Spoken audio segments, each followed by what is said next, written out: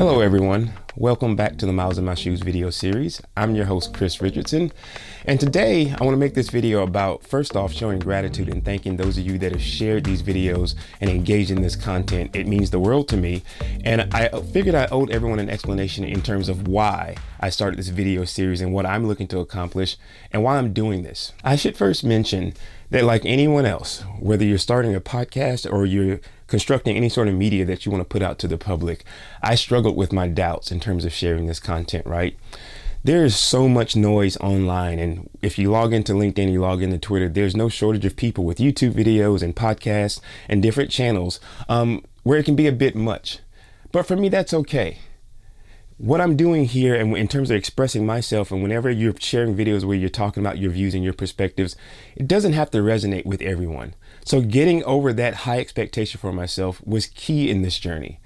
I look at it like art. Not every piece of art is going to touch every person, right? What you choose to hang in your home and what you choose to be inspired by is going to depend on a personal preference. Perhaps my message isn't meant for everyone, but if there are just a handful of people out there that can listen and that can resonate and identify with something that I'm saying, or if it sparks an interesting dialogue or an interesting conversation, whether it's about microaggression or whether it's about perceived value, that is why I do this series. Let's take the video I shared about roses, where I talked about the passing of my father and the regrets that I had of not being able to tell him the things that I wanted to say before he left this earth. Doesn't matter whether you're a welder, whether you're a waiter, or whether you work in technology, death affects us all, right? Having regret affects us all.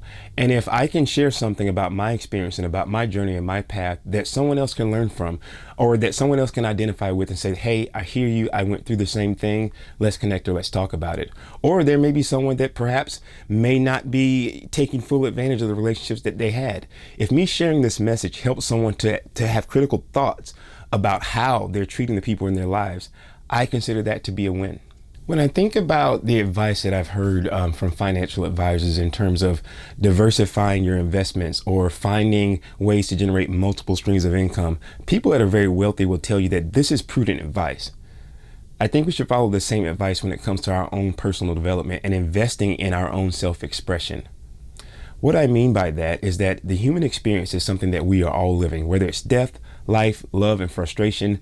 Finding ways to channel your thoughts and channel your perspective, I think, are very healthy. Some people choose to meditate about it. Some people choose to do yoga. Some people choose to write in a journal.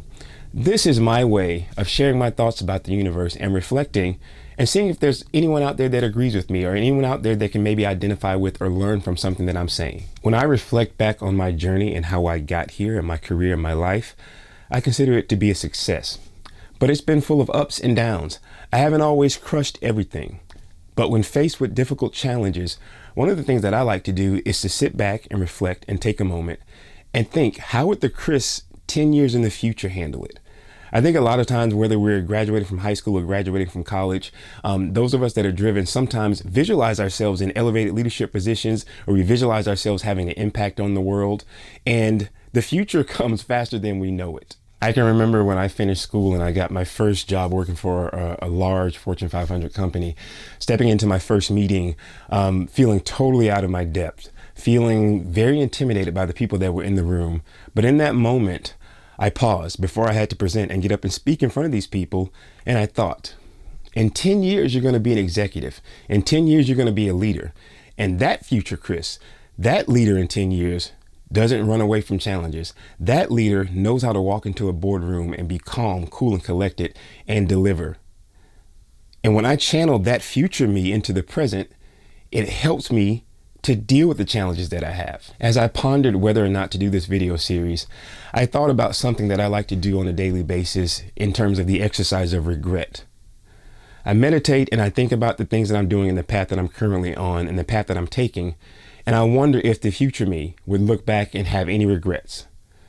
And when I think about my life and I think about the jobs that I've had and I think about the places that I've gone, the relationships that I've built have been the most important to me. The conversations that I've had, the dialogue that I've had with people about the most random topics, some of them happy, some of them not so happy, some of them contentious, but it's all been a part of developing the person that I am today. And so when I think about that, I felt that, okay, I may not be the world's most number one success story by certain metrics, but I have lived and I have interesting things to say, and they are of value. It may not help and educate everyone, but if there is a chance that I can have a positive impact by sharing my message or my story and letting people in and exposing that vulnerability, I owe it to the world to have an impact and to do something about it. In my day job, I work with global business development. So I get to do a lot of work with go-to-market strategies and small business. And I think it's been awesome. It's taken me to some amazing places and it's provided some awesome opportunities. But it is but one degree in the 360 degrees of what I consider myself to be. So this video series is a way for me to express a different side of myself and my different thoughts on perspectives on life as I see it, whether it's professional topics or whether it's personal topics. And I think that is the beauty of today's age. That's the beauty of social media and the internet, is that we no longer have to sit isolated and just reflect and think about our journey. We have the ability to share with others. Perhaps there is too many of us sharing, but that's okay. But for those of you that have thought about maybe sharing more content, if you've thought about starting a podcast, if you've thought about making that phone call and making a career change, or if you thought about maybe even starting a video series, I encourage you and challenge you to take action. If there's other people doing it or talking about the same thing, realize that your voice is unique. The beauty of social media is that we don't have to be alone anymore, and you don't have to just sit in solitude and reflect. You can build relationships, start a conversation, have a dialogue. The beauty of the like button and the subscribe button is that it works both ways. If the noise gets to be too loud, turn it off.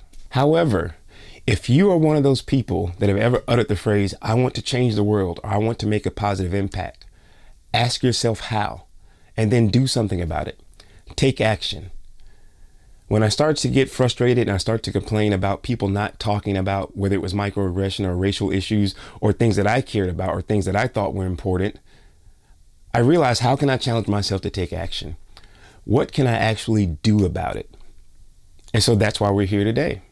When I talk about my personal motto of journey over destination, I live that motto.